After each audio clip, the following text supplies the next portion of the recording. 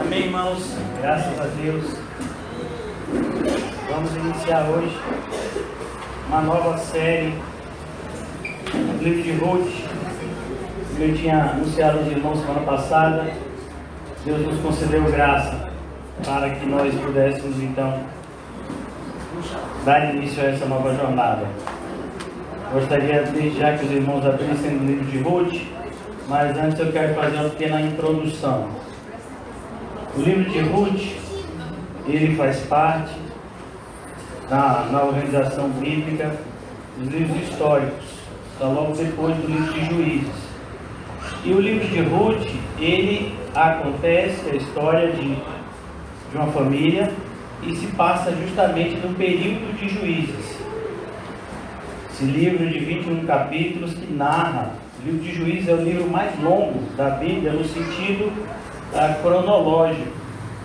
Ele descreve um período de cerca de 400 anos, desde que o povo de Deus entrou por volta do ano 1440 na Terra Prometida, até o período de 1000 e alguma coisa, quando Israel recebeu seu primeiro rei, que foi o rei Saul.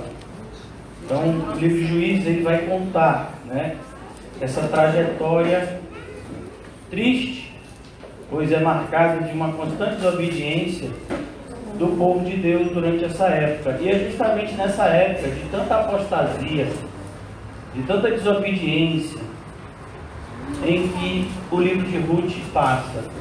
Eu queria, antes mesmo da gente iniciar a nossa exposição do livro de Ruth, abrir com vocês em Juízes capítulo 2, para que a gente entenda um pouco o que está acontecendo nessa época de Ruth. Então, Juízes capítulo 2. Para os irmãos que estão chegando, nós estamos estudando o livro de Ruth. O título da nossa mensagem hoje é o título da nossa série: Não Destrua a Sua Família. Talvez você vai perceber, se você já não percebeu, que a principal máquina de destruição do mundo são os seres humanos. Grande parte das aflições e adversidades que passamos no lar são frutos de uma desobediência nossa. Nós não fazemos aquilo que Deus nos manda fazer e, portanto, colhemos aquilo que Deus disse que colheríamos. A desobediência, ela vai inevitavelmente trazer aflição. Então, tome bastante cuidado. Talvez você seja o principal culpado da realidade do seu lar hoje. Nós vamos ver aqui: não destrua o seu lar. Então, o livro de Juízes, ele vai iniciar logo com a morte de Josué. E a gente vai perceber que logo depois que Josué morre, o povo se desvia. Não deu nem tempo, irmãos.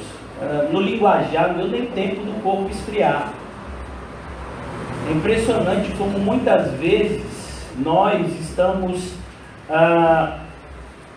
esperando só o momento de pecar. A gente está já com tudo premeditado na mente, mas de repente tem alguma pessoa, tem uma câmera nos filmando e a gente está esperando aquela oportunidade onde a gente vai colocar para fora aquilo que já estava dentro. E assim é o povo de Deus. Na época que Josué morre, não é que o povo de Deus se desviou, não, eles no seu coração eles já estavam inclinados a isso. Então aqui no capítulo 6, no capítulo 2 do livro de Juízes, morreu Josué. Versículo 10 diz assim: depois de toda aquela geração foi reunida, seus antepassados, surgiu uma nova geração que não conhecia o Senhor. Como assim não conhecia o Senhor? A ideia de não conhecer não é que ele não sabia de Deus, é que eles não se relacionavam com Deus. Então, logo depois, o povo parou de se relacionar com Deus. e o que ele havia feito por Israel. Então os israelitas fizeram o que o Senhor reprovava e prestaram culto aos Baalins. Perceba, irmãos, que você sempre vai ter um Deus. Mesmo aqueles que se dizem ateus, ele tem um Deus, que é o seu próprio ventre. Todos, de alguma forma, prestam culto a alguma divindade. A grande questão é que, na maioria das vezes, essa divindade é falsa. Versículo 12: abandonaram o Senhor, o Deus dos seus antepassados, que os havia tirado do Egito, e seguiram e adoraram vários deuses dos povos ao seu redor, provocando a ira do Senhor. Abandonaram ao Senhor, versículo 13, e prestaram culto a Baal e a Astarote. Olha que coisa triste. Irmãos, eu podia muito bem aplicar tudo que está escrito aqui à igreja evangélica de hoje. Bastou que os apóstolos morressem, mesmo eles ainda vivos, alguns, para que muitos de dentro da igreja já começassem a perverter os ensinos apostólicos. E hoje nós vivemos como fruto disso, de um constante se desviar daquilo que Cristo ensinou. E o mais assustador, agora indo para o final do livro de Juízes, a gente já vai chegar em Ruth. O último capítulo do livro de Juízes é o capítulo 21, e o livro de Juízes termina de uma maneira muito triste. Eu estou usando a tradução NVI, né? Eu tenho aqui também a Ferreira Almeida, mas essa que eu estou lendo para vocês agora é NVI. Talvez possa ter alguma diferença para a sua tradução, mas o contexto é o mesmo, o significado é o mesmo. Olha o que diz aqui o versículo 25 do capítulo 21, é o último versículo do livro de Juízes, que diz que naquela época não havia rei em Israel, cada um fazia o que lhe parecia certo. É exatamente hoje em dia. Hoje na igreja, nas igrejas não existem liderança, e quando elas existem de uma forma totalmente deturpada. A verdadeira liderança bíblica, ela é uma liderança espiritual. Ela inevitavelmente necessita que aquele que foi chamado a liderar seja cheio do Espírito Santo, para que possa conduzir o povo não segundo a sua vontade, nem segundo a vontade do próprio povo, mas segundo a vontade de Deus. E desde a época de Jesus, e olha que Jesus já estava na terra, desde a época de Jesus, os ceifeiros eram poucos. Imagine agora que nem Jesus está na terra. Os ceifeiros eram poucos, a ceifa era grande.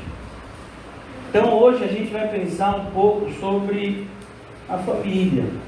Fala tanto da família, quase todos aqui, de alguma forma, interagem com os seus familiares não cristãos, ou cristãos do falso evangelho, como queira. E muitas vezes a gente não sabe como interagir com essas pessoas. E o livro de Ruth vai nos dar um norte. Ruth é um dos poucos livros da Bíblia que tem o nome de uma mulher. Com exceção de Esther, Ruth e Esther são os únicos livros da Bíblia que levam o nome de uma mulher e não de um homem. E vai escrever a trajetória também de duas mulheres. Por que eu estou dizendo isso? Porque eu gostaria de convidar vocês. Pastor, o senhor ainda não vai iniciar o livro de Ruth? Ainda não. Eu gostaria de convidar vocês a um dos versículos da Bíblia mais impactantes que eu já li. Ele está lá no livro de Provérbios. Provérbios capítulo 14, versículo 1. Eu tenho certeza absoluta que você já ouviu esse versículo dezenas de vezes. Pelo menos eu já postei esse versículo uma dezena de vezes no Facebook, na fanpage da comunidade, na nossa própria grupo do WhatsApp. Mas eu tenho mais certeza ainda de que grande parte de nós não sabemos o real significado desse versículo. Vamos lá? Todos encontraram Provérbios 14, 1? A mulher sábia.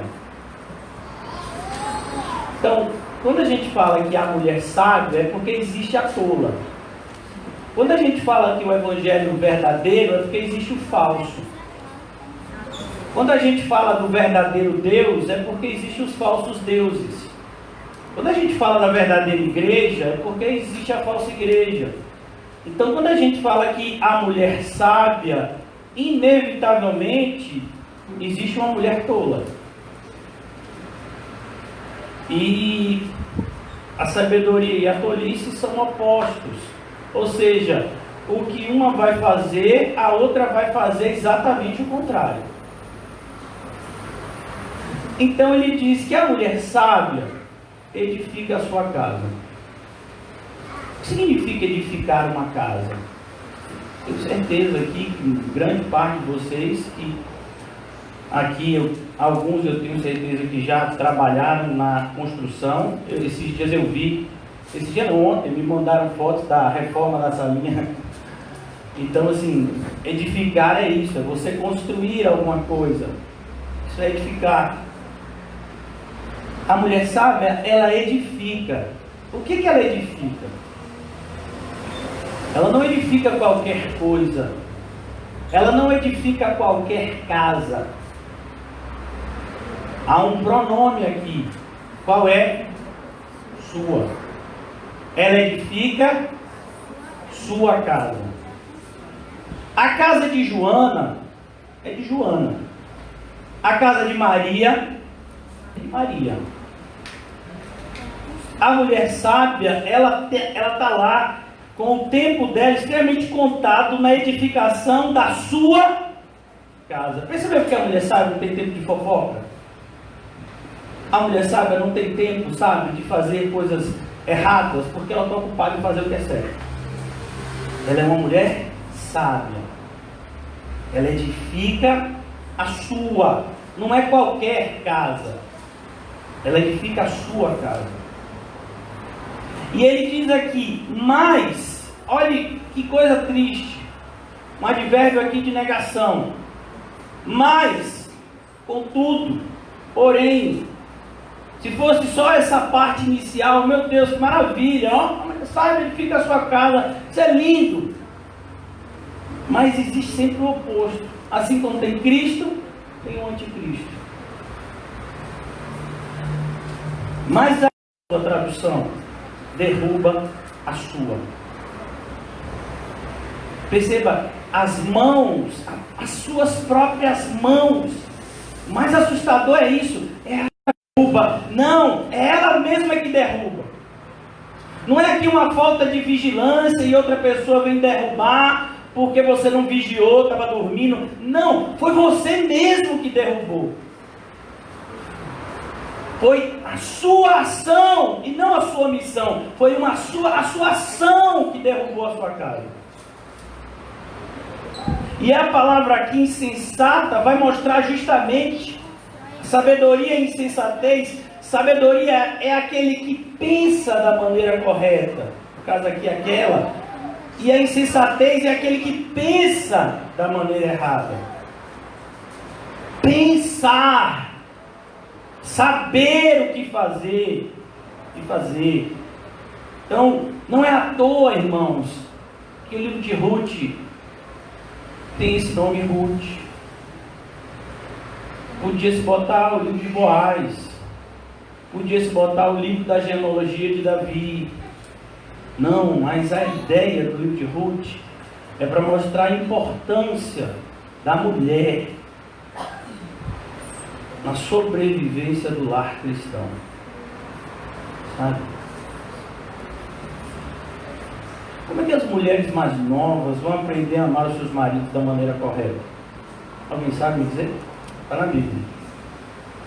Como é que as mulheres aprendem? Com outras mulheres mais velhas. Ensina as mulheres mais novas a amarem os seus maridos e a serem. Mas hoje em dia ser boa dona de casa virou sinônimo de machismo. A mulher ser uma dona de casa, segundo a sociedade moderna, é uma atitude machista. O só falar uma frase dela já soa machismo. Mas a grande questão, irmãos, é que a Bíblia, ela não está preocupada com preconceitos. A Bíblia, a palavra de Deus, ela não está preocupada se vão rotular ela de machista, feminista, esquerda, direita. Não, a Bíblia é a verdade. E tudo aquilo que não se adequa à verdade é mentira, independentemente do rótulo que você coloque. Então agora, entrando no livro de Ruth, a gente vai perceber como escolhas erradas produzirão grandes catástrofes no nosso lar. Irmãos, uma das coisas que a gente aprende quando a gente estuda na Bíblia é que não existe nada tão ruim que não possa piorar. Você já parou para pensar nisso? Eu sei que a sua vida não é um conto de fadas. Se for, ou se fosse, você não estaria aqui. Mas a grande questão é que a gente não tem noção de que as coisas podem piorar e piorar muito. Mas elas podem piorar muito. E a gente não tem noção disso. E o que vai trazer essa piora? A nossa desobediência. A desobediência, ela é como um imã que atrai a ira de Deus. E o grande problema do ser humano não é o diabo, é Deus. Nós nascemos por natureza inimigos de Deus. Você percebe isso quando você entra num berçário. Quando você entra no jardim da infância, você já percebe que o homem já nasceu inimigo de Deus. Ele não precisa crescer para aprender o que é mal, ele já nasceu inclinado a fazer o que é mal. Então aqui no livro de Ruth a gente vai ver, olha que coisa aqui no versículo 1. Na época dos juízes houve fome na terra. Irmãos, eu posso, sabe, o livro de Ruth é extremamente atual. O que está tendo na terra hoje? Fome. E o problema dessa fome é que não é uma fome física, porque a fome física ela pode ser suprida de uma maneira mais fácil. Basta que você dê alimento à pessoa. Mas a fome espiritual não. A fome espiritual, irmãos, eu posso colocar a pessoa diante de um banquete e a pessoa não comer um grão. Porque para que a pessoa se alimente espiritualmente, ela precisa estar viva espiritualmente. Morto come? Não. O problema da fome espiritual hoje não está somente na ausência de verdadeiras igrejas, mas a ausência de verdadeiras igrejas é nada mais, nada menos do que o resultado da ausência de verdadeiros crentes. As pessoas não são crentes hoje em dia. Elas usam um rótulo de evangélico, mas elas não são crentes. Elas são como uma poeira. Aonde o vento soprar, elas vão. E esse é o grande problema aqui do livro de Ruth.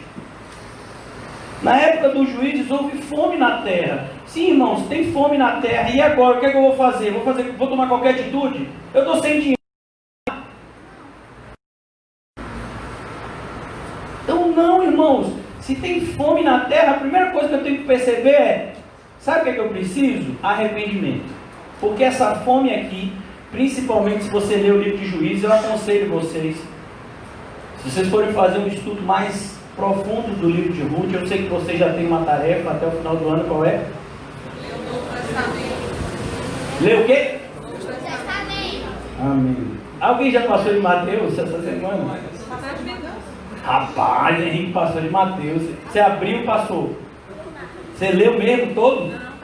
Você leu Mateus todo? Rapaz, olha como a mãe ficou orgulhosa. Tá vendo?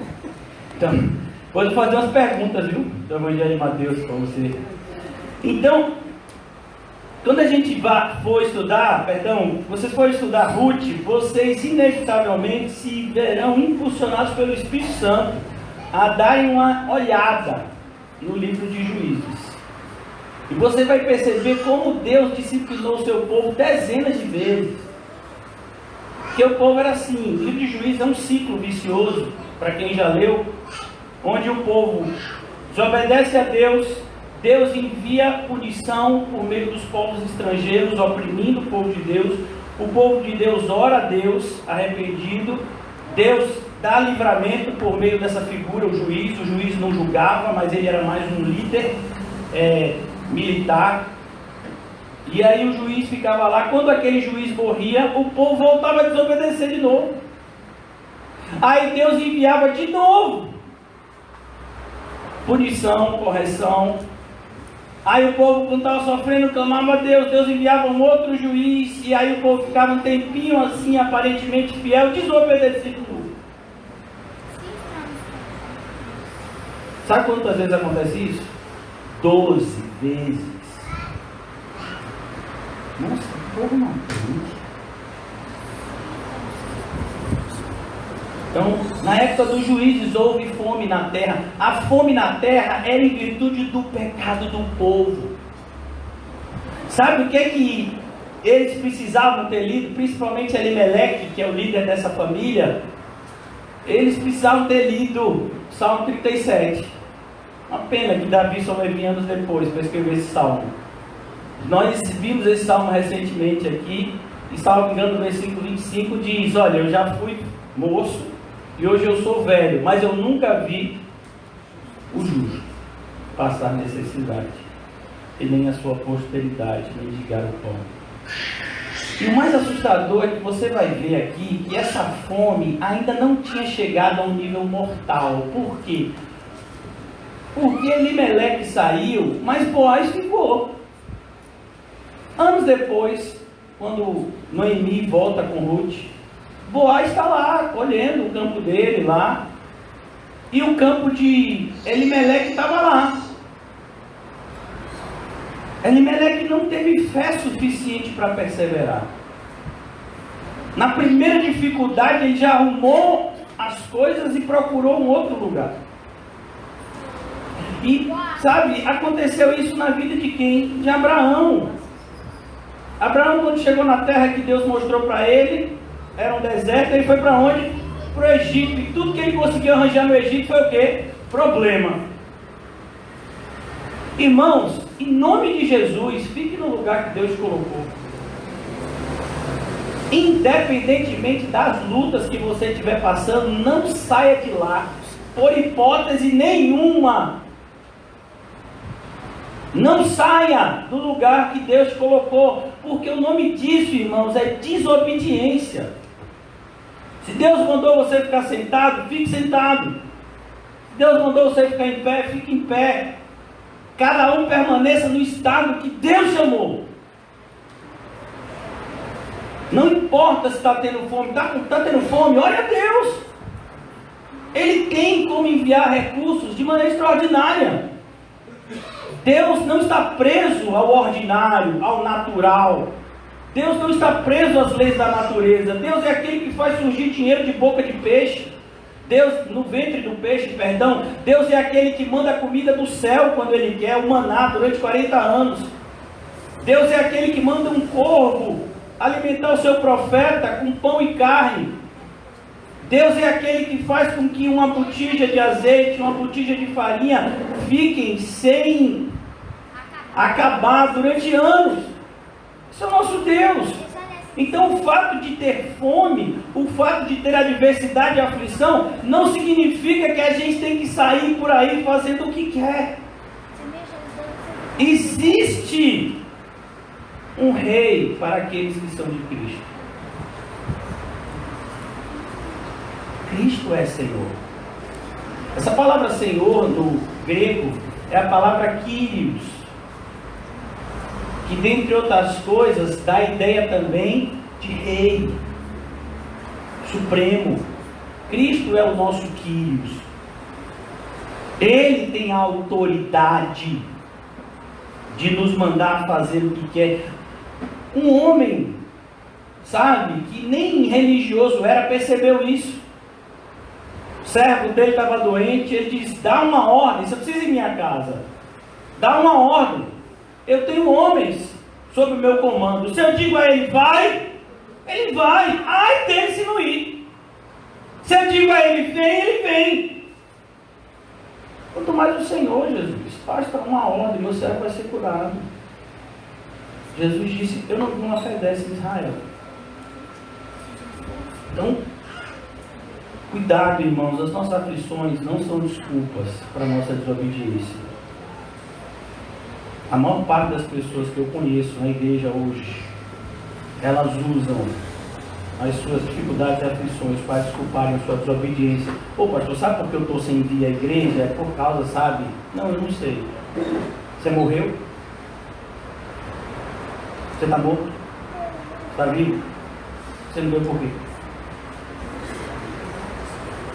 Você está ajudando o seu próximo? Não, pastor, sabe que eu não estou ajudando o meu próximo? Porque eu tenho muito pouco. Eu posso te garantir que tem gente que tem menos. E se você não é fiel no pouco, você nunca vai ser fiel.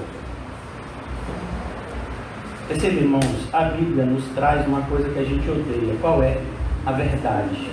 E ela esfrega a verdade na nossa cara. É por isso que a gente fica com tanta raiva. Nossa grande luta de ler o Novo Testamento, irmãos, não é porque o Novo Testamento é grande, o Novo Testamento é pequeno.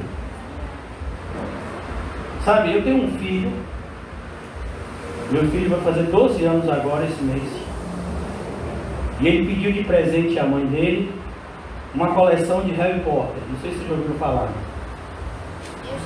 Livro de Harry Potter, meu filho, o menorzinho tem 500 páginas. Tem o que é maior de todos, eu acho que tem quase 900. É um box assim, com livros. Meu filho de 11 anos, ele pediu isso quando ele tinha 10 para 11.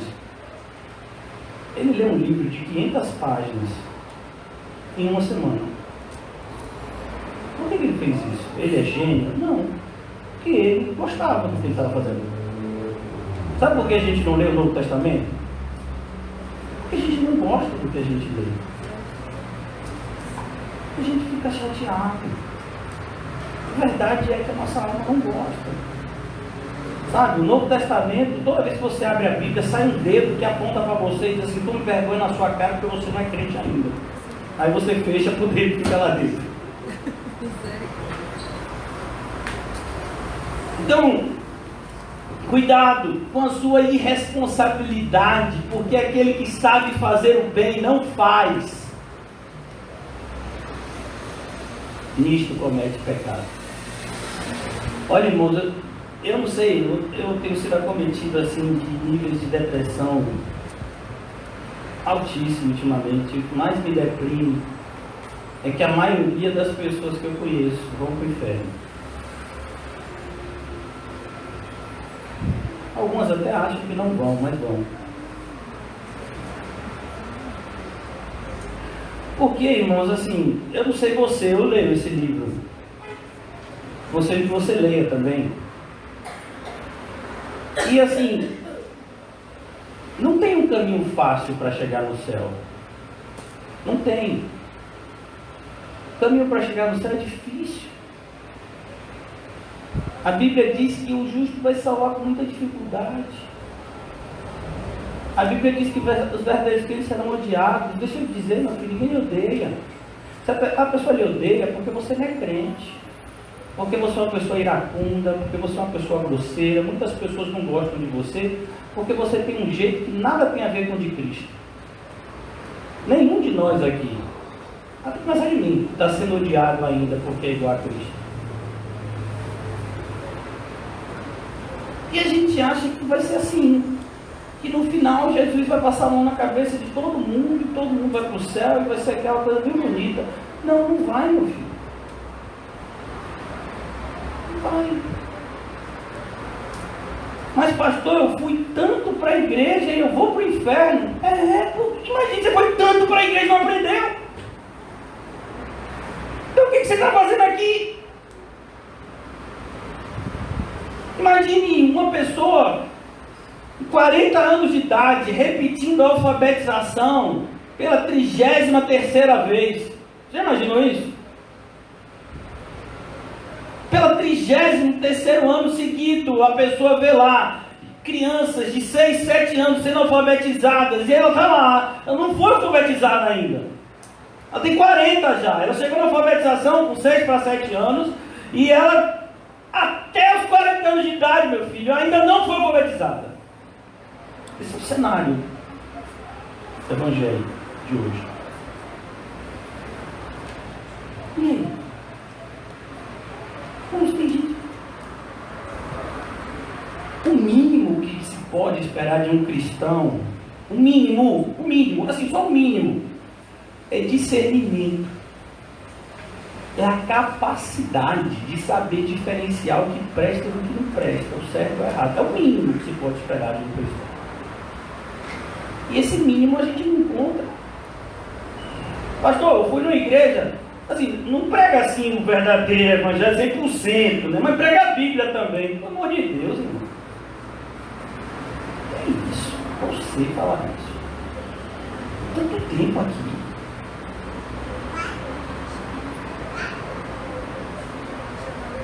Se quem tem o conhecimento correto da Bíblia muitas vezes não está indo para o céu, imagine aquele que nem esse conhecimento tem. Aí para onde? Então, quando a gente olha, irmãos, para a realidade, sabe quem está destruindo a sua casa? Não é o diabo não, é você.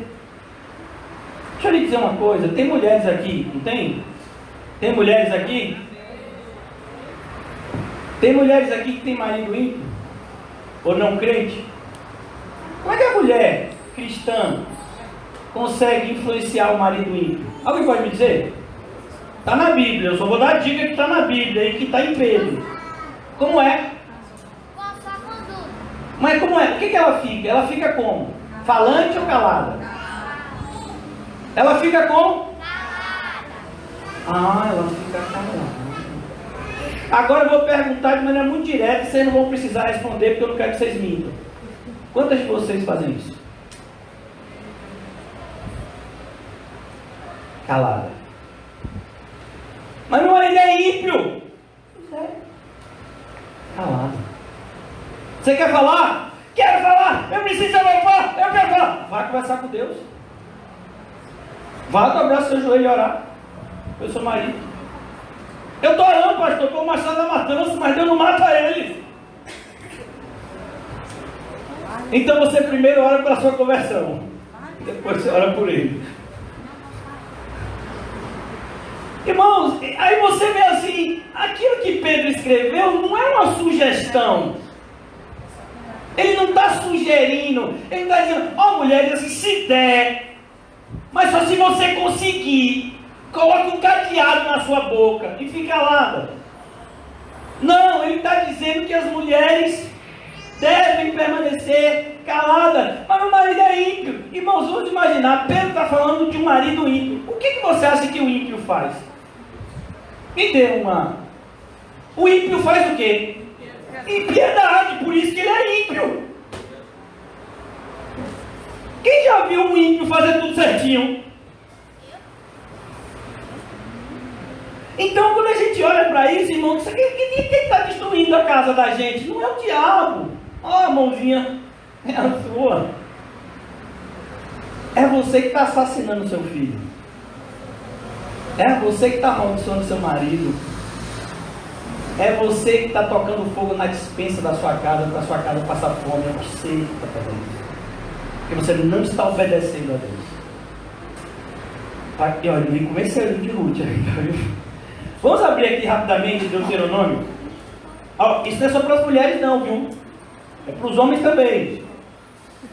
Deuteronômio 20. Vou começar de mim. Deuteronômio 20.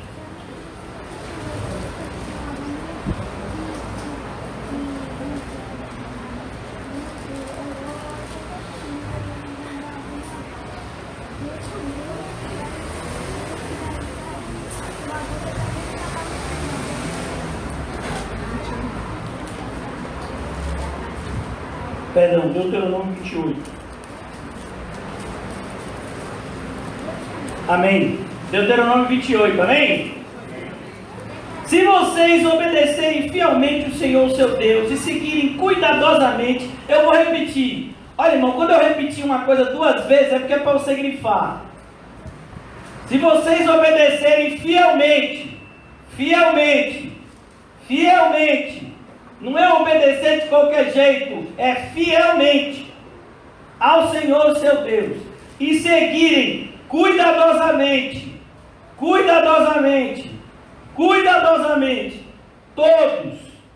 todos os seus mandamentos que hoje lhe dou o Senhor, seu Deus, os colocará muito acima de todas as nações da terra. Todas as bênçãos virão sobre vocês e os acompanharão, se vocês obedecerem ao Senhor, o seu Deus. Ele não é o Deus de todo mundo, Ele é o Deus de um grupo de pessoas. Ele é o seu, tomara que seja. Amém? Agora no versículo 15, desse mesmo capítulo 28. Capítulo 28, Deuteronômio, versículo 15. Entretanto, mais uma vez, é um advérbio de negação. Entretanto, contudo, mas, porém, todavia, se vocês não obedecerem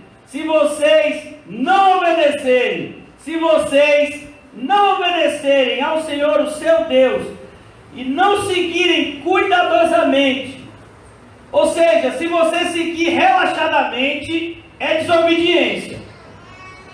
Tem que seguir cuidadosamente. Então, se você não seguir cuidadosamente, todos, não é os que vocês quiserem. Não, eu quero seguir esse daqui eu não quero. Eu não vou muito com a cara desse mandamento, eu gosto mais daquele outro ali. Se você não seguir todos os seus mandamentos e decretos que hoje lhes dou, todas essas maldições, você não tem que ter medo, irmãos, de quem bota um obó, não sei nem como é que chama isso daí, na sua porta. Você tem que ter medo do seu pecado, porque é ele que atrai a verdadeira maldição, que só vem de Deus. Nem o diabo pode te amaldiçoar, só Deus pode. Abençoar e amaldiçoar é uma atribuição exclusiva de Deus. Todas essas maldições cairão sobre vocês e os atingirão. Aí eu vou só dizer algumas aqui. Vocês serão amaldiçoados na cidade, então eu vou fugir para o campo. Vocês serão amaldiçoados no campo. Percebeu? Tem para onde fugir, meu filho. A sua cesta e a sua amassadeira. Cesta e amassadeira eram coisas que se usava para colher e fazer comida. Serão amaldiçoadas. Os filhos do seu ventre serão amaldiçoados. Você já imaginou isso? Como também as colheitas da sua terra. Você vai colher muito, não vai sobrar nada. Saquetel furado. Seus bezerros, os cordeiros, seus rebanhos, vocês serão amaldiçoados em tudo o que fizerem. Percebeu, irmão? Sabe, não tem meio termo na Bíblia. Ou é ou não é. E o pior de tudo é se você estiver fazendo uma coisa errada e não estiver sendo corrigido. Aí ainda é pior do que o que está escrito aqui. Porque o que está escrito aqui é para quem é filho, que não obedece e é corrigido para obedecer. E a correção ela é gradual. Quanto mais você desobedecer, a correção é mais forte ainda. Mas quem não é corrigido aqui nessa terra vai ser punido no inferno. Não, pastor, eu conheço gente que faz coisa muito pior e que não tem nada. Claro, ele vai para o inferno. Ele está no paraíso dele. Ele está vivendo as consolações dele. É o que está escrito lá em Lucas 16. Você recebeu as suas consolações de vida, rico. Agora chegou a época de tormento. Então agora, entrando no livro de Juízes, eu vou entrar agora, em nome de Jesus.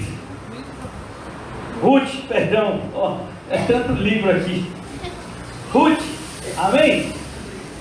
Na época dos juízes houve fome na terra. Um homem de Belém de Judá. E você sabe o que é o mais interessante? Sabe o que significa o nome Belém? Casa do pão. Meu filho, se você está na casa, Belém significa padaria. Então se você está na casa do pão, meu filho, fique na comunhão. Uma hora sai o pãozinho quente. Pode demorar, mas vai sair.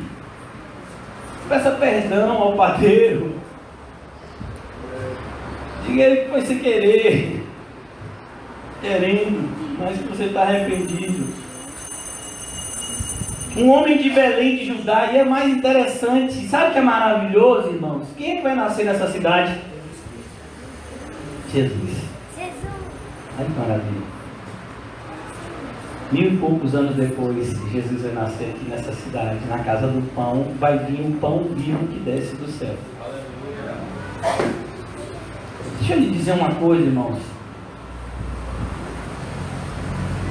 Deus é verdadeiro. E eu e você temos uma forte tendência de sermos mentirosos. Talvez eu e você possamos pensar que está faltando algumas coisas na nossa vida. Mas é você que está errado. Não está faltando nada. Porque aquele que nos conduz não deixa faltar nada. O fútil, o inútil, Deus não tem compromisso com isso. Sabe, eu fico tentando ensinar as minhas filhas algo que eu creio que é o papel de todos os pais ensinar. Deus não é obrigado a nos alimentar com o que a gente gosta. O que tem na sua casa? Farinha? Faça uma farofa. Ah, meu pai, não tem nada em casa para comer. Poxa, tem farofa, tem ovo. Vou fazer farofa de ovo para tomar café da manhã. Ah, meu pai. Então você não está com fome. Quem está com fome come farofa de ovo da glória. O problema é que a gente, sabe, é muito mimado. A gente acha que Deus tem que dar tudo o que a gente quer. Meu filho, quem te deu essa ilusão? Pastor, o senhor não sabe, eu estou sem nenhuma roupa. Mentira, está vestido. Mentiroso. Não, pastor, o senhor não entendeu. Eu estou com pouca roupa no guarda-roupa. É mesmo, você tem quantos corpos? Quantos corpos você tem? Um, né? Então você precisa de uma roupa, não é não? Como chama, né? Uma muda de roupa. Ô pastor, eu tô sem sabonete. Ah, mas deixa eu lhe dizer uma coisa. Passa água, pô.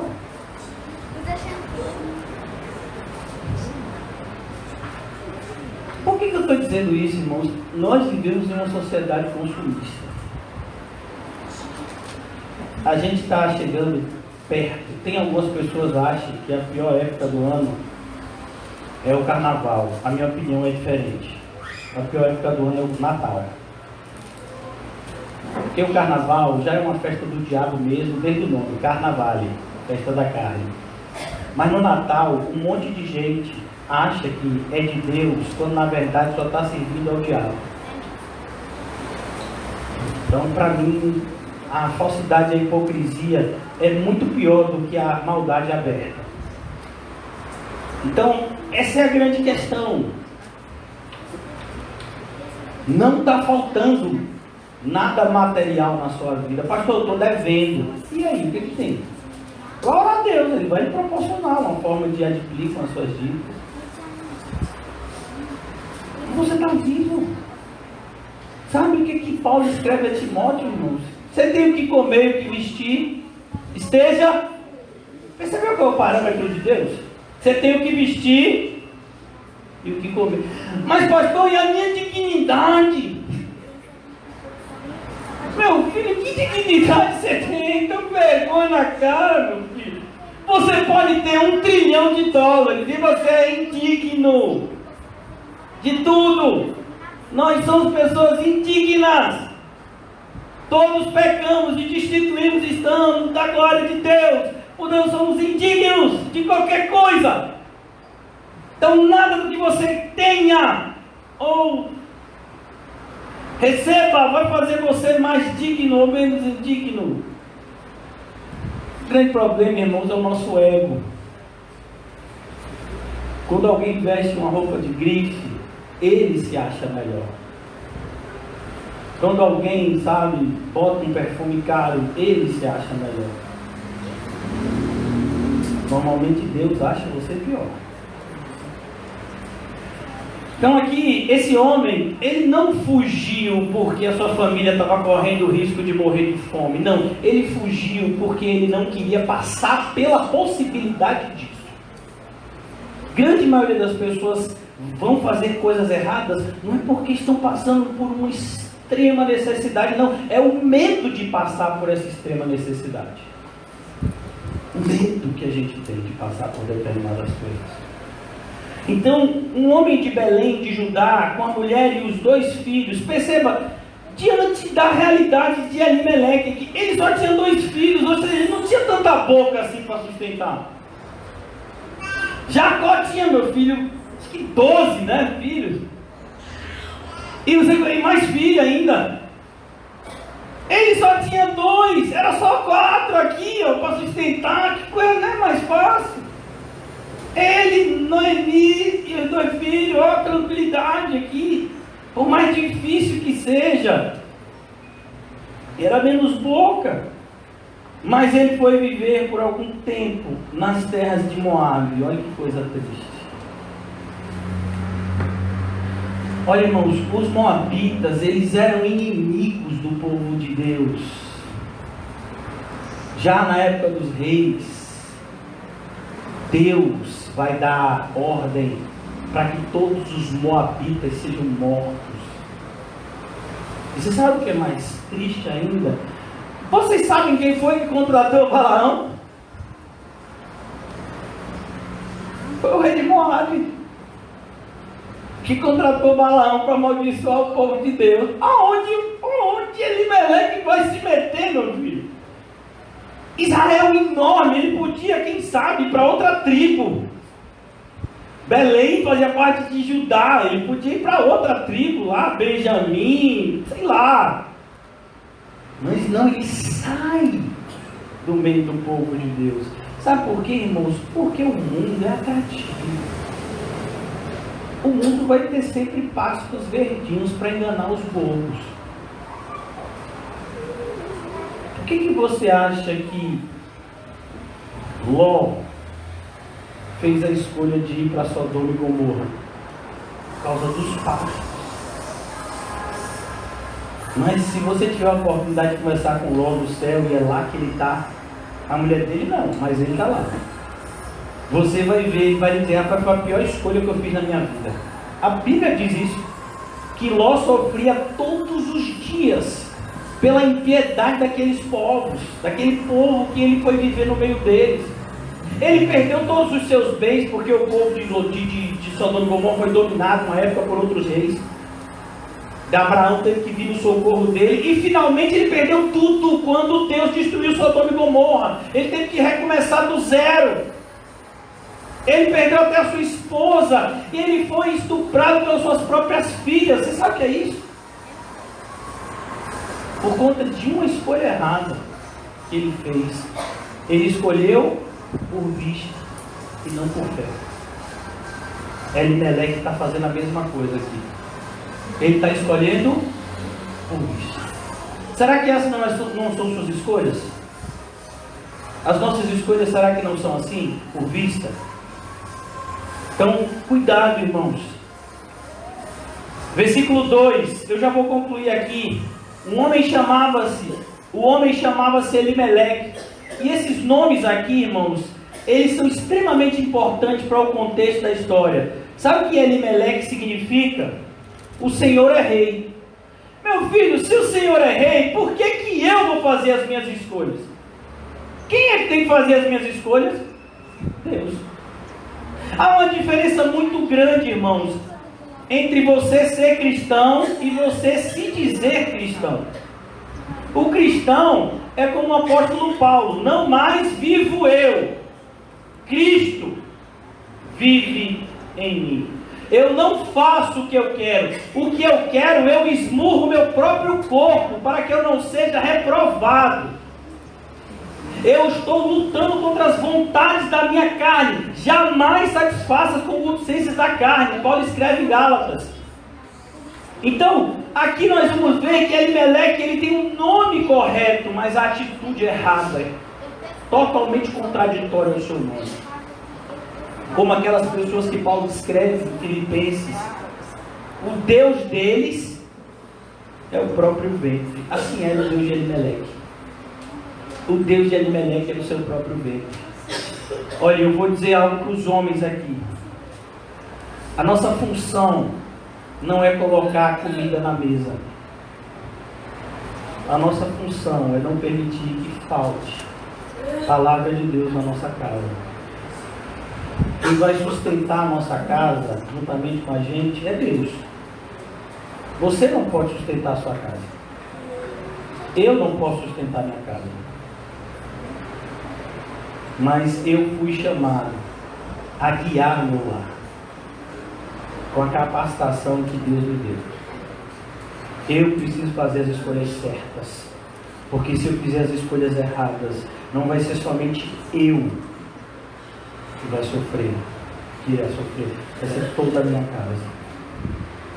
A atitude do homem de Deus, o homem de Deus, ele tem que orar mais do que qualquer um na sua casa.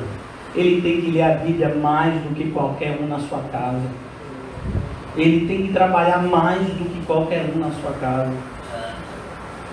Ele é um sacerdote do seu lar.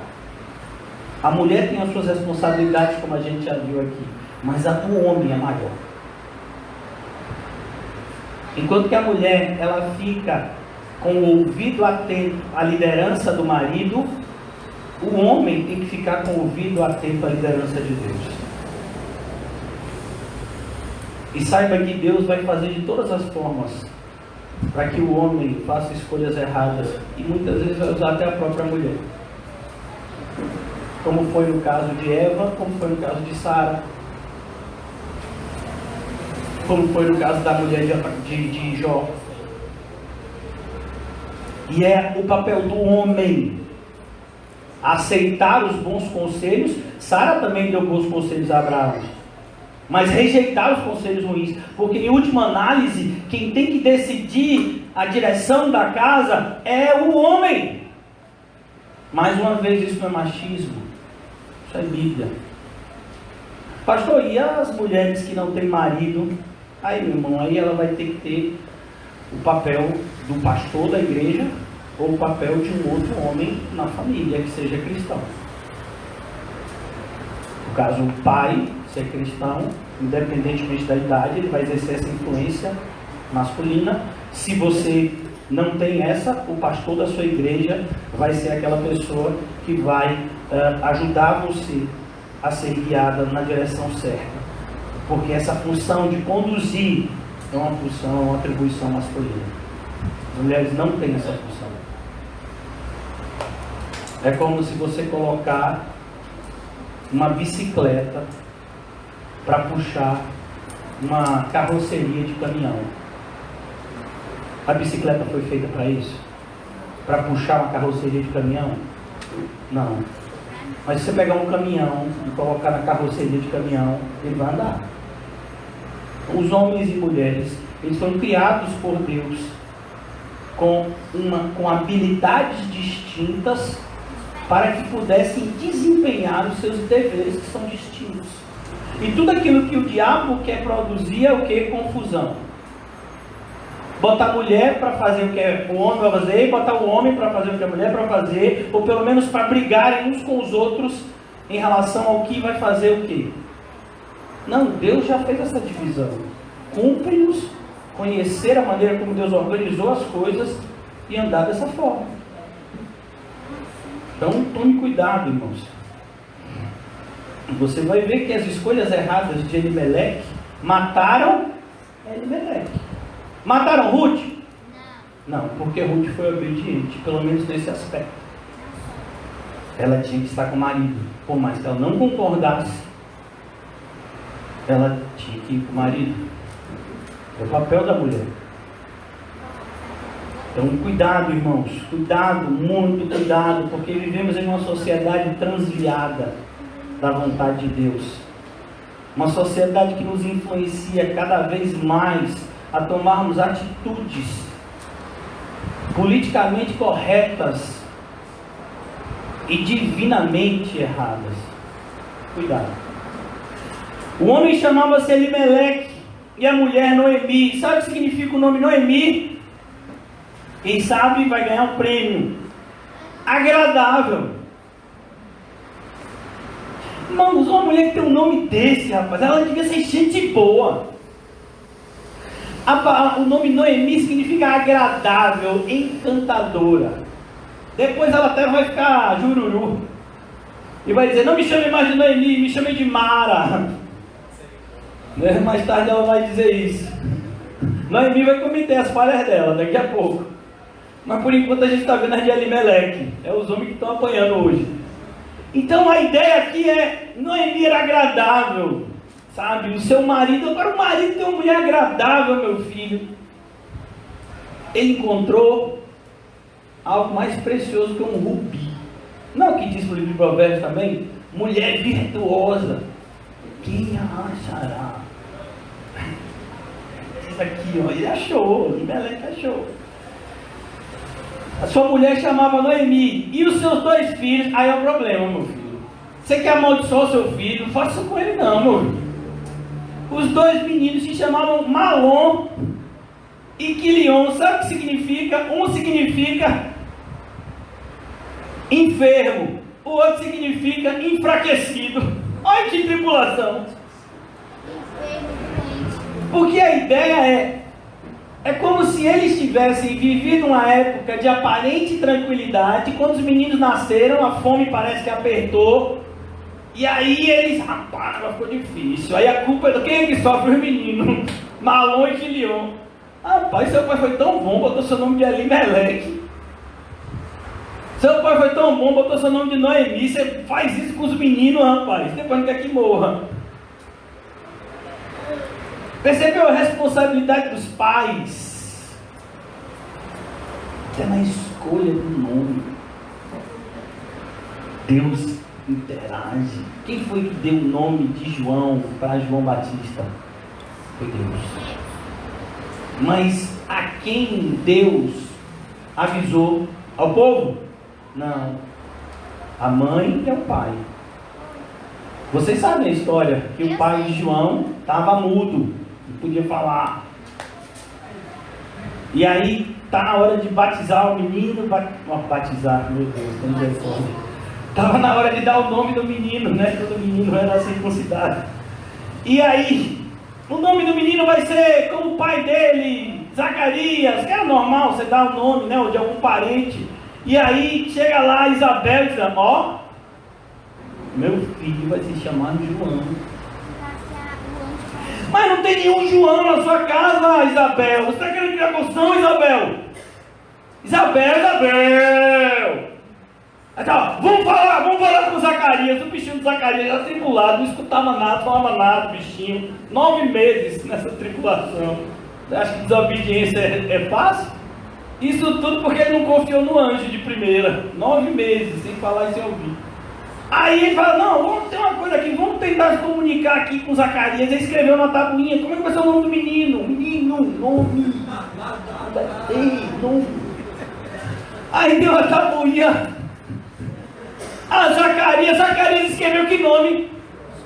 João. Ninguém tinha falado com ele, porque ele não podia nem ouvir, nem falar. Ele disse o mesmo nome que Isabel. Porque Deus não é Deus de confusão, irmão. Mesma coisa foi Jesus. O anjo falou que o nome do menino ia ser como? Jesus para Maria. E para José disse que o nome do menino ia ser como? Porque já pensou se ele dá um nome diferente para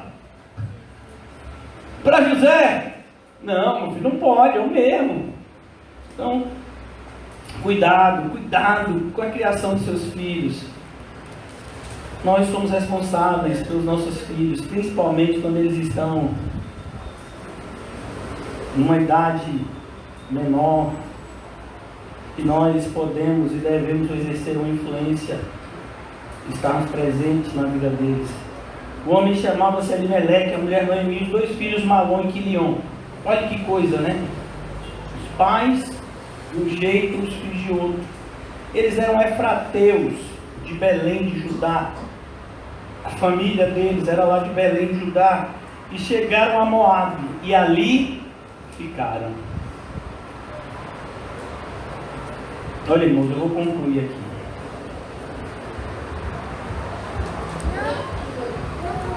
Eu vou concluir. Deixa marcado aqui, por favor. Hoje a gente ficou em que versículo? Valentina, você que não gosta de falar muito, a gente ficou em que versículo? 3. 2. Aí, tá vendo? Você sabia? Vamos ver. Então vamos abrir aqui Isaías. Pastor, o senhor já falou esse versículo esses dias, vou falar de novo, porque a gente não ouve direito. Sabe qual é o título que tem aqui na minha Bíblia? Ai da nação obstinada. Ô irmão, em nome de Jesus, não seja uma pessoa obstinada, seja uma pessoa perseverante.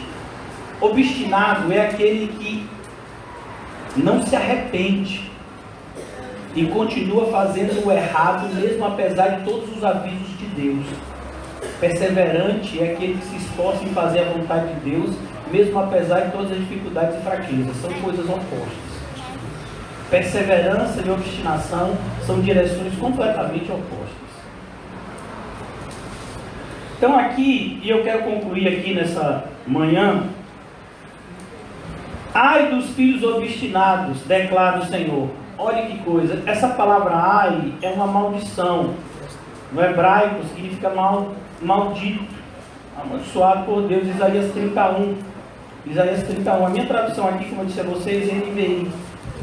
Ai dos filhos obstinados, declara o Senhor, que executam um plano que não são seus, que não são meus, fazem acordo sem minha aprovação para juntar pecado sobre pecado. Eu quero perguntar sobre a sua vida. O que você está fazendo? Foi Deus que mandou você fazer? O trabalho que você faz, foi Deus que mandou você trabalhar nesse trabalho? A pessoa que você está se relacionando, foi Deus que mandou você se relacionar com ela?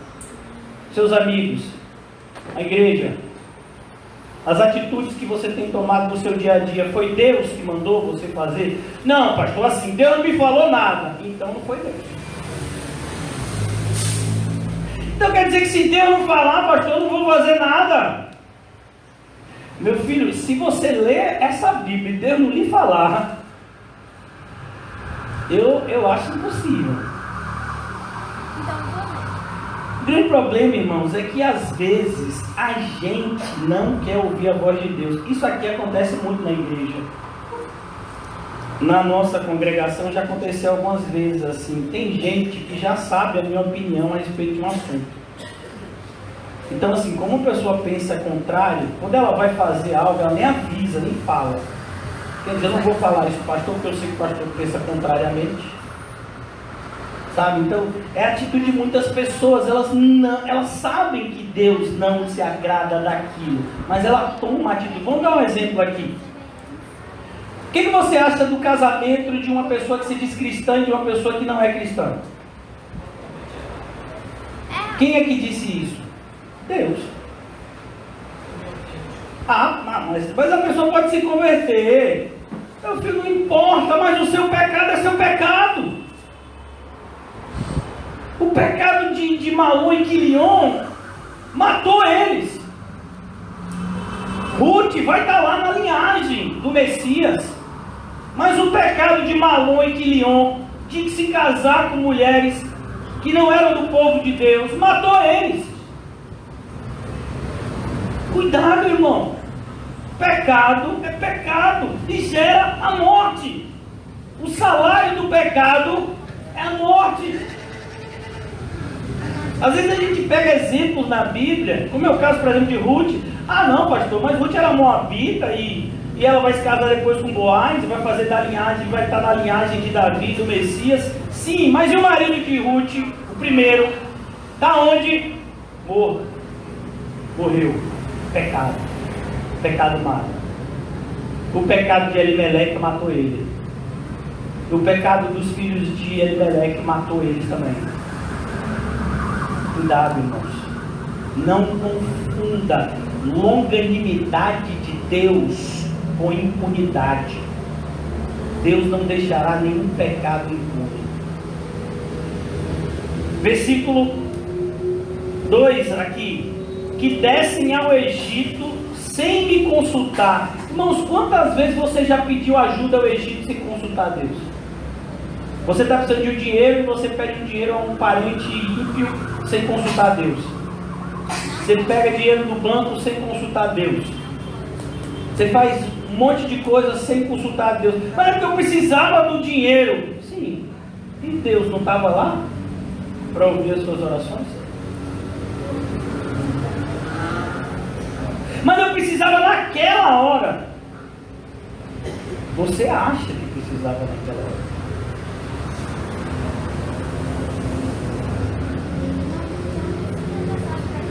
Descem ao Egito sem consultar-me, para buscar proteção no poder do faraó. Irmão, faraó vai proteger crente. Você acha mesmo? Isso não é inocência não, irmão. Isso é estupidez. Sabe? Isso é estupidez. E a gente vê de crentes pedindo auxílio a ímpios. E muitas vezes crendo que esses ímpios são pessoas boas que só têm a intenção de ajudar. Irmão, um ímpio é filho de quem? De quem? Eu não estou ouvindo de quem? E você é filho de quem? E aí? Não, pastor. Mas também não é assim não. E é como, irmãos? Me diga, onde é que na Bíblia tem um meio termo em relação a essas duas verdades? Não tem. Mas a grande questão é que a gente gosta de se enganar. A gente gosta. Por quê? Porque no Egito, irmão, tem o Rio Nilo. No Egito tem aquelas pastagens verdejantes. Eu não sei se você sabe, mas um dos solos mais férteis do mundo são as proximidades do Rio Nilo. Porque o Rio Nilo ele tem uma característica, todo ano ele inunda, e aí ele irriga um monte de quantidade de terra. Quando ele volta ao seu tamanho natural, aquela terra que foi alagada é uma das terras mais férteis do mundo. Por isso que teve aquela quantidade de grãos lá na época de José no Egito administrando. Por isso que Abraão quis ir para o Egito na época em que estava seca lá na terra que Deus colocou ele. Porque o Egito tem sempre essa aparência de fartura e de prosperidade. É isso que o mundo tenta seduzir a gente, com essa aparência de fartura e de prosperidade. Por isso que o apóstolo João diz que o que a gente vai encontrar no mundo é concupiscência dos olhos, da carne e soberba da vida. Deus diz, não, bom é ficar no deserto comigo. Não, o deserto não é bom não. O deserto só tem pedra, bicho, sol quente. Não, Senhor, o que é isso? Deserto? Não, bom é o Egito. Quantas vezes o povo que foi libertado dizia que bom era o Egito? Aí sempre dizia por causa dos pepinos, dos melões, das carnes. Quantas referências? Tem muitas pessoas que dizem, bom é o Egito, sabe? Eu gosto de ir na casa daquele meu ente, meu amigo, meu parente ímpio, porque ele sempre me trata bem, faz uma comida gostosa, me trata bem. Eu falei esses dias recentemente que nós não nos relacionamos com as pessoas por afabilidade, mas por fidelidade a Deus. Eu não vou me relacionar com uma pessoa porque a pessoa me trata bem. Eu vou tratar bem todo mundo, inclusive o ímpio. Mas eu vou me relacionar só com quem é filho de Deus. Porque quem não é filho de Deus é filho do diabo. E que comunhão tem luz e trevas? Mas é assim que a gente pensa no nosso dia a dia. No nosso dia a dia, nós temos uma inocência diabólica. Ah, não, mas eu creio que Deus vai converter. Então, assim, Deus tem que começar convertendo você. Versículo 2: eles buscam proteção no poder de Faraó e refúgio na sombra do Egito. Ninguém quer o sol escaldante do deserto, eles querem a sombra do Egito. Como já diz o ditado, né? Tem gente que gosta de sombra e água fresca. Aí, meu filho, eu sou no Egito. Você quer ir para lá? Se destruir. Não, mas eu vou dar uma, sabe, eu sou esperto, eu vou fazer assim, ó. Eu vou ficar no Egito até os 45 segundos do tempo. Quando eu sentir que vai ser destruído, eu volto para a terra prometida. É? Você já ouviu a parábola das 10 virgens? Você vai voltar. Você vai bater. Senhor, eu cheguei, estou aqui, abre aí, sou eu, sou meu filho. Você estava onde? Estava no Egito. Então, meu filho, você não, você é do Egito. Tem muito crente que quer viver a vida dos ímpios e ter a salvação dos justos. Isso não existe, irmão. Pelo menos não para Deus. Mas a proteção do Faraó lhe trará vergonha, e a sombra do Egito lhes causará humilhação. Embora seus líderes tenham ido a Zoan e seus enviados tenham chegado a Anis, todos se envergonharão por causa de um povo que lhes é inútil, que não traz ajuda nem vantagem, mas apenas vergonha e zombaria. Sabe o que é que você vai acontecer, que vai conseguir batendo na porta do Egito? Envergonhar o nome de Deus. É só o que você vai conseguir. Envergonhar o nome de Deus. Você não diz que é crente? Está pedindo ajuda a mim, que sou eu. Que vergonha. Você não é crente? Você tem Deus, não tem?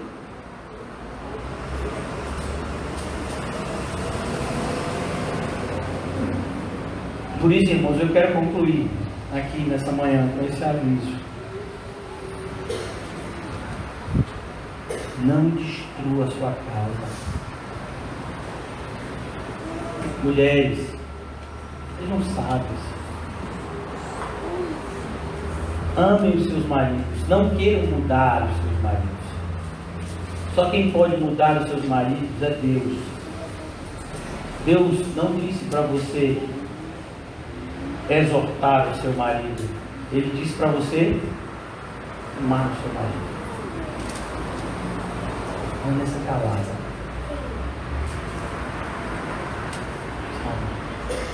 Ore a Deus incessantemente pela vida do seu marido, dos seus filhos, da sua casa. Seja uma boa dona de casa.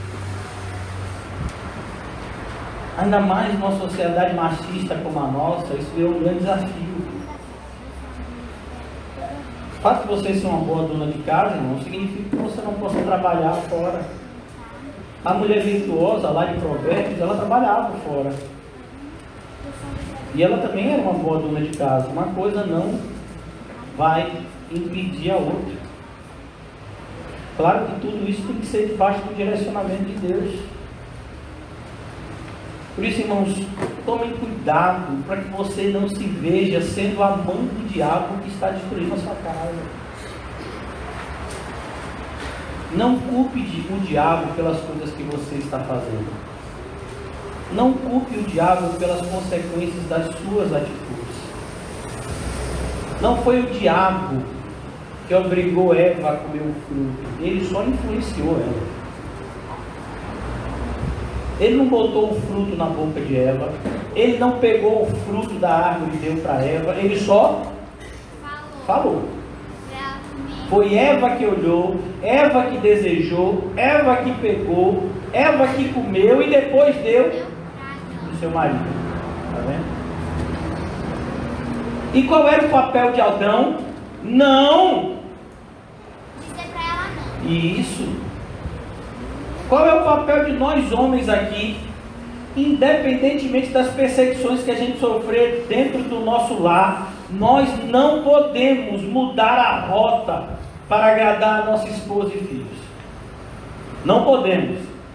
A verdade é a verdade, mesmo que as nossas esposas e filhos não compreendam.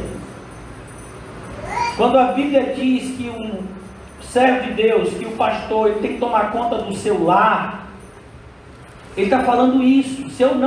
Se eu sou extremamente exigente com a igreja e compassivo na minha casa, eu sou um hipócrita. Então, da mesma maneira como eu prego na igreja que somente aqueles que viverem de maneira santas irão morar no reino dos céus, eu tenho que falar isso na minha casa. Você tem a oportunidade de perguntar isso às minhas filhas, o que elas ouvem em casa.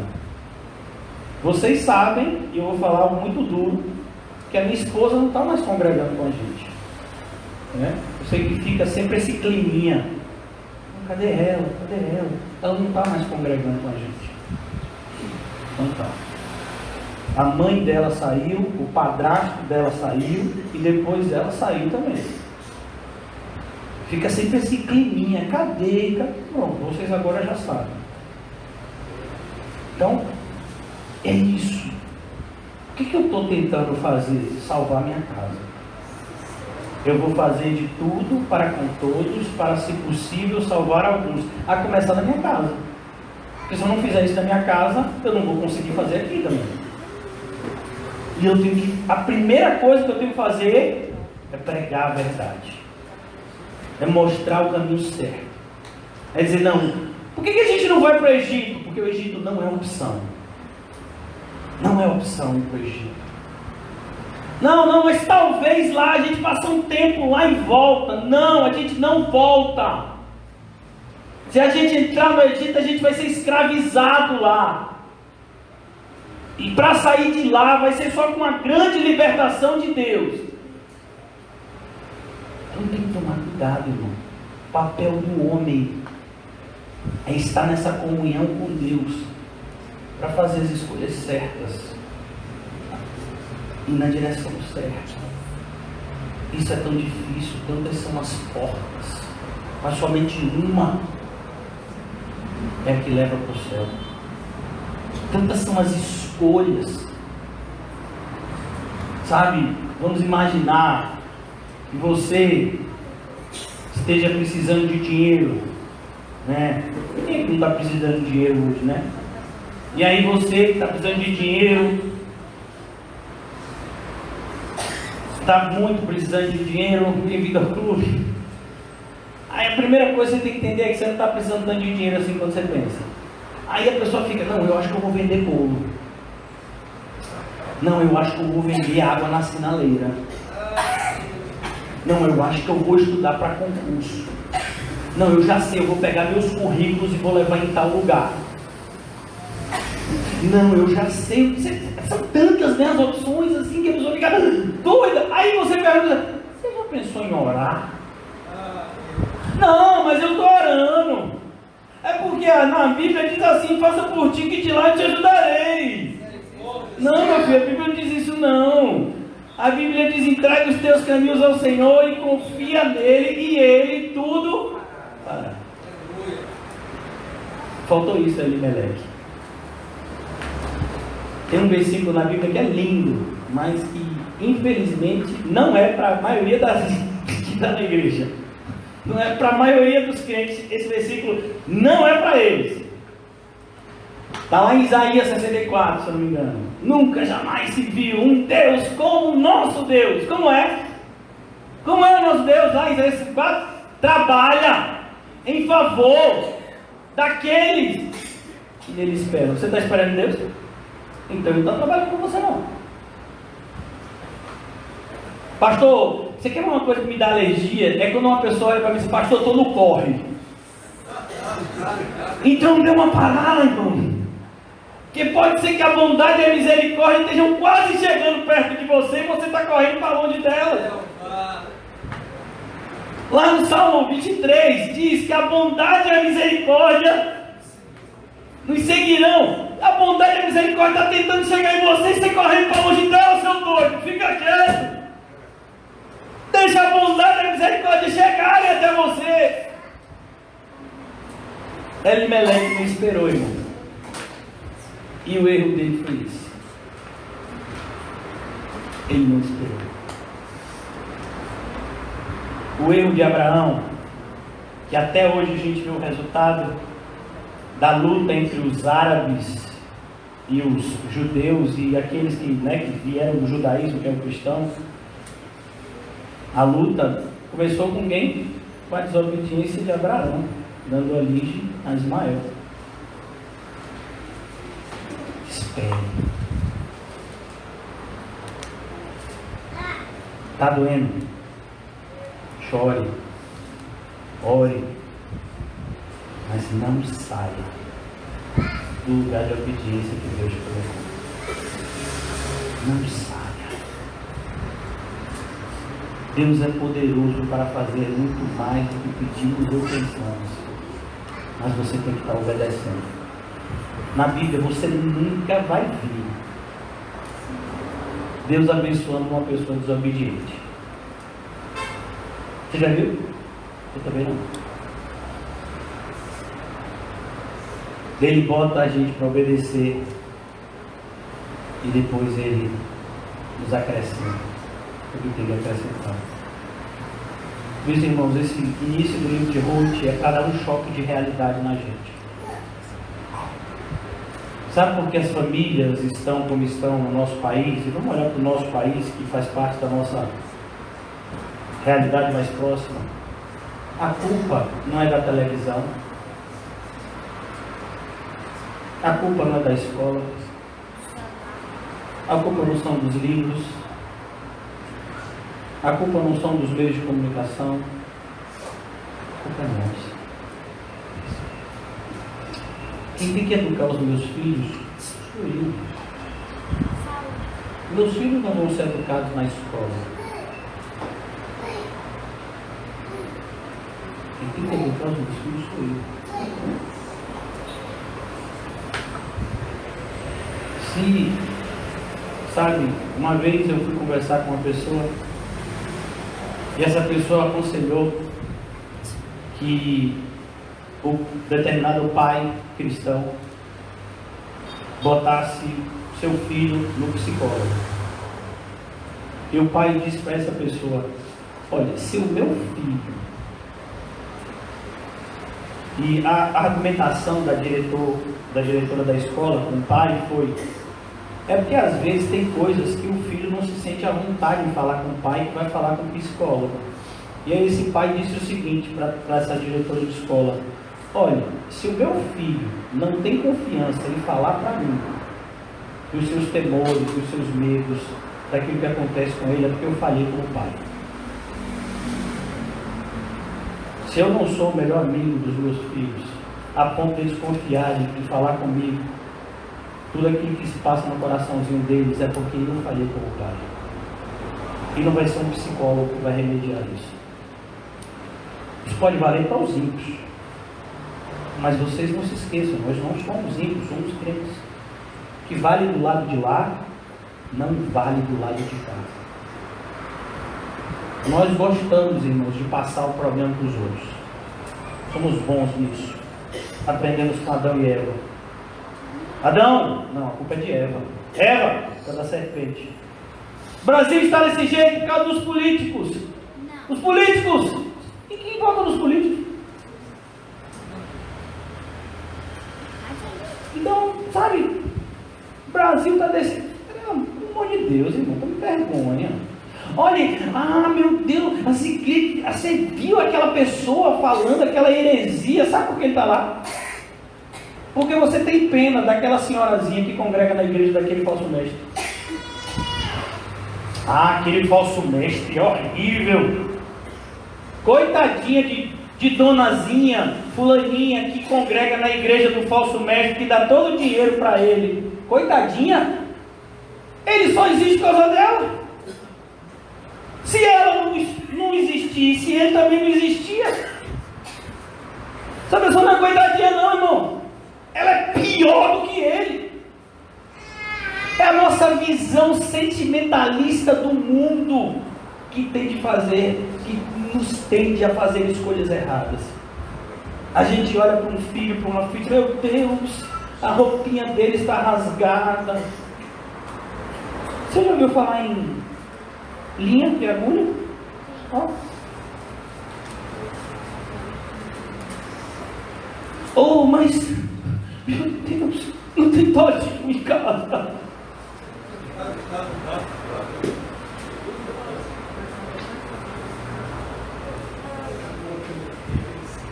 Mano, toma vergonha na cara.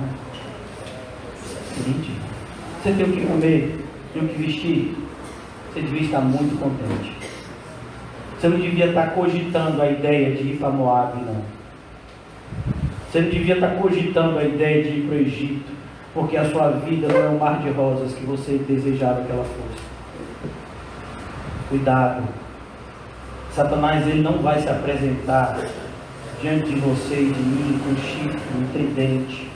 Ele vai se apresentar como um grande amigo, nos apresentando um caminho mais fácil.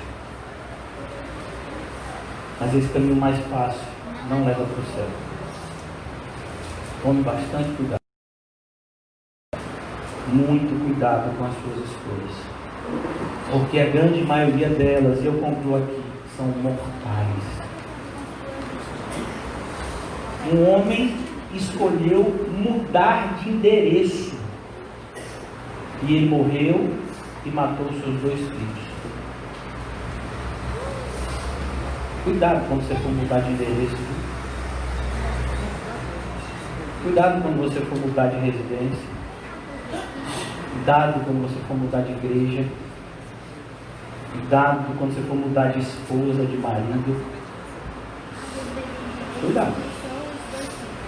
O salário do pecado continua o mesmo, não mudou.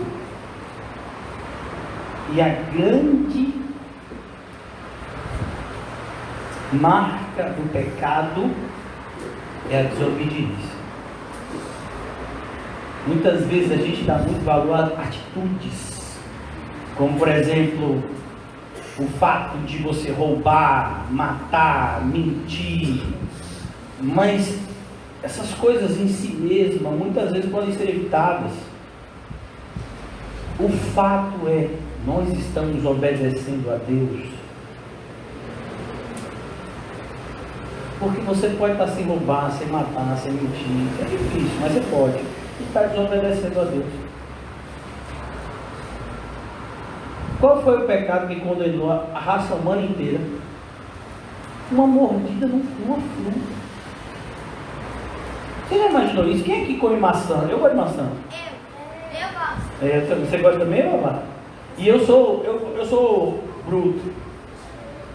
Eu gosto de maçã. Eu como maçã, meu filho. Eu como até o caroço, aquele talo, tudo. Você me dá uma maçã, como ela, não lhe devolvo nada. Então, você já pegou um fruto para você comer? Imaginou que esse foi o pecado que condenou a raça humana inteira? Uma mordida. Não foi nem o fruto todo, viu? Já. Percebeu? Mas por que desobediência? Desobediência. Deus mandou você ficar acordado, você dormiu. Quem foi? Pedro, Tiago e João. Fiquem comigo! Vigiem comigo! O tempo é difícil! Vigiem comigo! Vamos vigiar!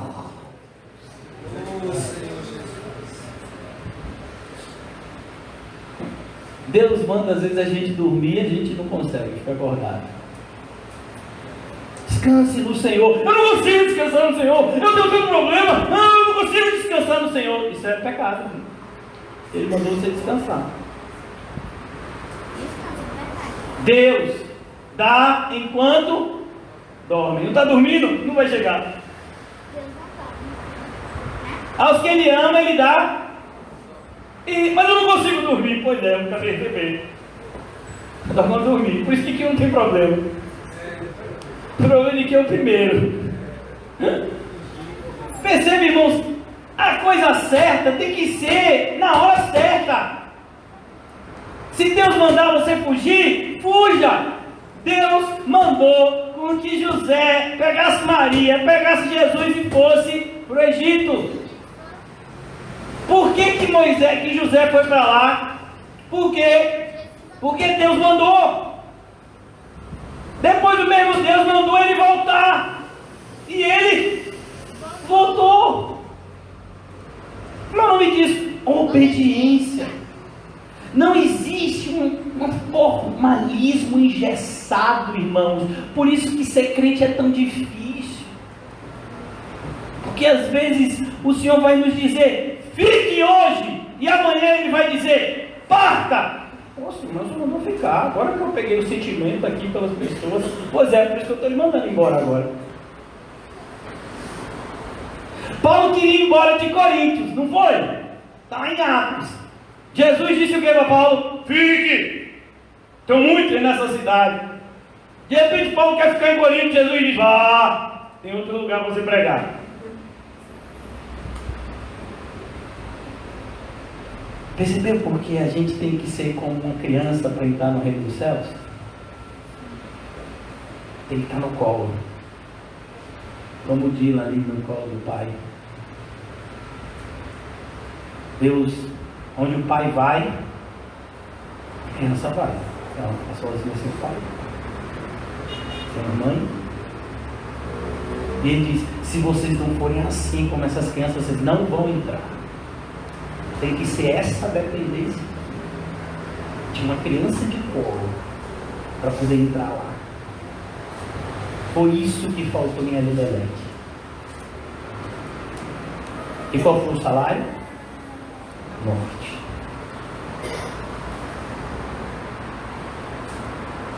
Não assassine a sua família. Não mate os seus filhos por conta das suas escolhas erradas. Vamos orar. Ó Deus, perdão, Senhor. Perdão, Senhor. São as nossas próprias mãos, Senhor, que têm destruído a nossa casa. Para nós é tão fácil, Senhor, colocar a culpa no diabo, nas adversidades. Mas nós sabemos, meu Deus, que a verdadeira culpa das aflições que muitas vezes nos acometem são os nossos pecados. De que nos queixamos, senão dos nossos próprios pecados. Por isso nos ajuda, meu Deus, nessa manhã. Eu te peço em primeiro lugar, Deus, que o Senhor nos mostre onde nós estamos falhando. De maneira pessoal, Deus, Espírito Santo, visita cada irmão aqui nessa manhã, Senhor, a começar de mim. Nos mostra, meu Deus, os nossos equívocos. Nos ajuda a voltar aonde caímos, Senhor. Pai, que possamos recomeçar a jornada desse ponto, ó Pai. Não nos deixa, meu Deus, insistir no erro, mas nos traz de volta, Senhor, a terra do pão, terra da bênção, Senhor. Lugar onde o Senhor escolheu nos plantar, o Teu reino. Não permita, meu Deus, que nós nos afastemos a tal ponto de que não sintamos mais vontade de voltar. Ajuda-nos, Senhor. Em nome de Jesus. Amém. E graças a Deus. Amém, irmãos? Nós vamos ceiar. Os irmãos que vão louvar podem já tomar os seus lugares. Vamos levar nessa importante tarefa de adorarmos a Deus em espírito e verdade. E hoje nós vamos ceiar, irmãos. E de maneira especial, eu gostaria que o Espírito Santo nos ajudasse a nos arrepender dos pecados, principalmente que nós temos cometido contra a nossa própria casa. Os pecados que nós temos cometido contra o nosso lar, contra o nosso cônjuge, contra o nosso pai, filho, irmão, irmã.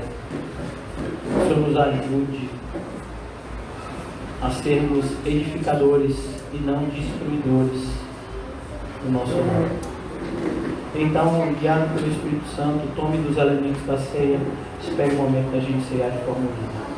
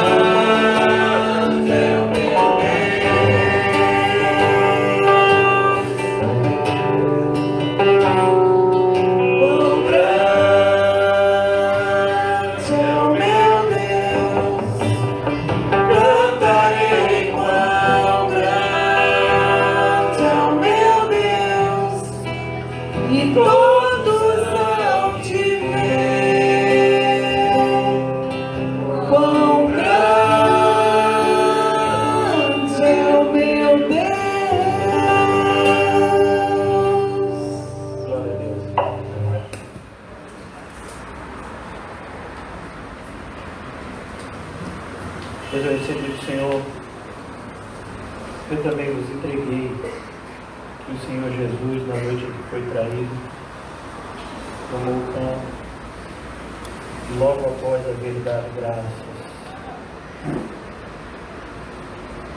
partiu e disse: "Este é o meu corpo, que é dado por vós, fazei isso em memória de mim."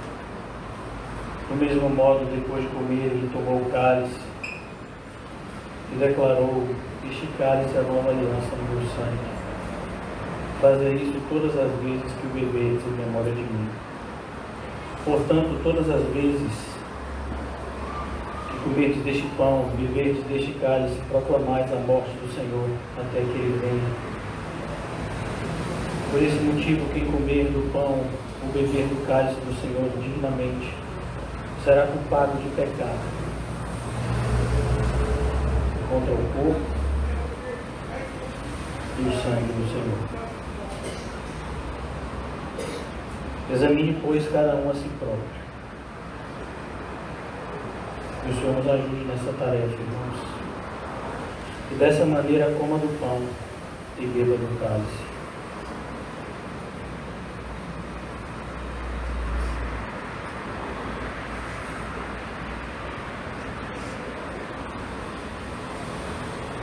Comamos e bebamos todos, para a glória de Deus.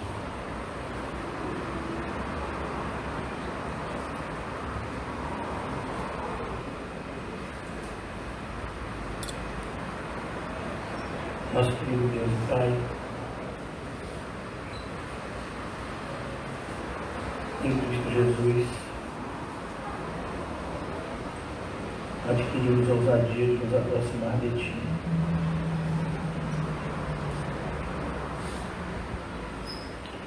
Mas, Senhor, nós encontramos tantas vilezas e maldades dentro de nós, ficamos envergonhados, Senhor. Muitas vezes o nosso desejo tem sido como de Adão e Eva, cozermos folhas de figueira e nos escondermos atrás dos arbustos.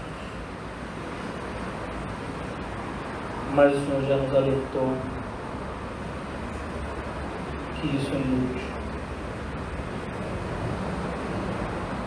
que a única vestimenta que de fato pode cobrir a nossa nudez e vergonha é a vestimenta que o Senhor providencia para nós, por meio do Teu Filho. Senhor Jesus, nos colocamos diante de Ti nessa manhã, Deus, cientes da nossa completa e total indignidade de usarmos o Teu nome.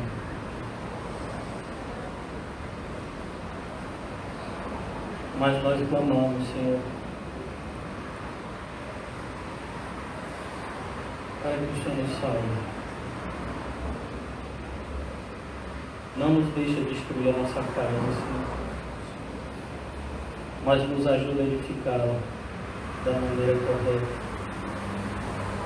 Não nos deixa, Senhor, ser um instrumento de maldição na vida do nosso semelhante, mas que sejamos instrumento de bênção, pois é para isso que fomos regenerados. Oramos, meu Deus, pela nossa humilde igreja. Ajuda-nos a perseverar, Senhor, diante de tantas perseguições e afrontas. Protege, meu Deus, a comunidade também, no Alto das Pombas, o estudo bíblico em Cosme de Faria, Senhor. Todos esses momentos que foram portas que o Senhor abriu para a pregação do Teu Evangelho, Senhor. Nos ajuda a não retroceder, Senhor. Nos ajuda, Senhor, a não olhar para trás. Nos ajuda, Senhor, a não nos vermos paralisados, mas que cada vez mais, Senhor, com a Tua graça, sejamos operosos e frutuosos em toda a Boa obra. Eu oro nessa manhã, Deus, por cada irmão, de maneira pessoal, em especial para aqueles que já estão ativamente participando da tua obra, Deus. O Senhor sabe que são esses que são mais atacados. Abençoa o Senhor com a tua graça protetora. Nos ajuda a perseverar, Deus, mesmo ante as constantes e imensas dificuldades. Nessa manhã, Deus, eu quero orar pela minha esposa. O Senhor, há 8 anos atrás,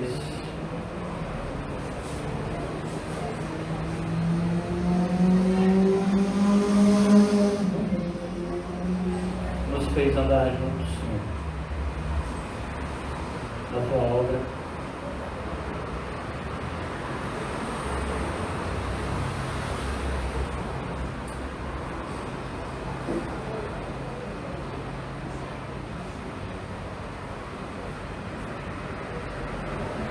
Só o Senhor tem a capacidade, meu Deus, de mostrar para ela aquilo que eu não posso e de trazer ela de volta, Deus, para a comunhão com o Senhor.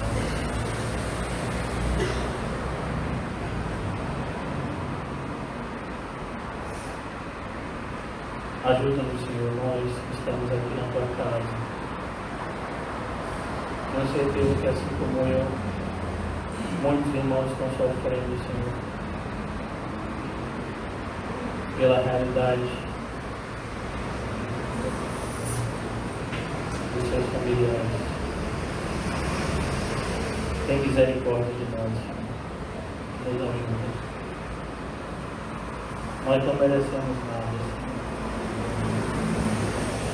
mas nós te pedimos tudo, pois o Senhor é nosso socorro. Eu oro, meu Deus, pelas mulheres da nossa comunidade. Meu Pai, como eu te agradeço, meu Deus, por esse primeiro encontro. Que o Senhor possa continuar falando com elas. Que elas possam, meu Deus, amadurecer e se estimularem mutuamente ao amor e às boas obras. Abençoa as nossas crianças, Senhor, que elas sintam prazer em estar na tua casa. Não um prazer mundano, Senhor, e circunstancial, mas que elas possam sentir o prazer espiritual de te conhecer, ó Pai, porque és tão maravilhoso. Dá esse conhecimento, Senhor, às nossas crianças, porque nós sabemos que, se elas receberem esse conhecimento, jamais elas se apartarão de ti. Abençoa o CAC, Senhor, cada irmão que está aqui, Senhor. Só o Senhor sabe o que eles já sofreram até o dia de hoje. Que a tua graça, Senhor, se manifeste salvadora na vida deles, Senhor. Que eles não passem aqui um período e voltem, Senhor, para o mesmo lamaçal, mas que eles possam ser transformados de maneira definitiva, Senhor, pela tua graça. Abençoa, meu Deus, os nossos irmãos que nos acompanham de longe, a irmã Osana, a irmã Gisele, a pequena Helena, Senhor. Tem nos acompanhado, Senhor, todos os cultos e por todos os meios temos buscado fazer parte da realidade do dia a dia da nossa pequena congregação. Nós somos gratos, Senhor, pela vida deles. Continua, Senhor, nos unindo em amor. E eu oro, meu Deus, e te peço que o Senhor não nos deixe perder o primeiro amor. Nos mantém sempre motivados em Cristo, por Cristo, para Cristo. Ajuda-nos cada vez mais, Senhor, a desempenhar com fidelidade e diligência a missão que o Senhor nos comissionou. Oramos assim em nome de Jesus. Amém. E graças a Deus. Amém, irmãos? Saúde-se mutuamente com um cumprimento santo. Não se esqueça de dizer ao seu irmão: não destrua a sua casa.